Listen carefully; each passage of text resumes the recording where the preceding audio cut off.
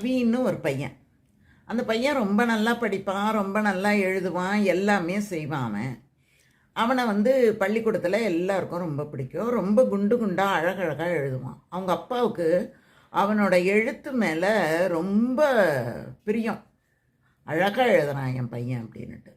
அவன் என்ன பண்ணுறான், அந்த பையனுக்கு அந்த பள்ளிக்கூடத்தில் சான்றிதழ்லாம் கொடுக்கலாம். தொடர்ந்து பள்ளிக்கூடம் வரான், அதனால் அவனுக்கு இந்த ஆண்டு தொடர்ந்து பள்ளிக்கு வரக்கூடியவன் அப்படின்னு சான்றிதழ் கொடுக்கலான்னு முடிவு பண்ணுறாங்க.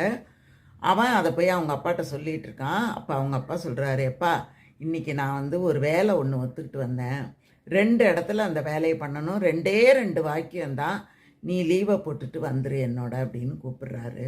என்ன வாக்கியம் எழுதணும் அப்படின்னா, குழந்தைகளை பள்ளிக்கு அனுப்புவோம், குழந்தை தொழிலாளர்களை நாம் வேலைக்கு அமர்த்த மாட்டோம் அப்படிங்கிற 2 வாக்கியம்.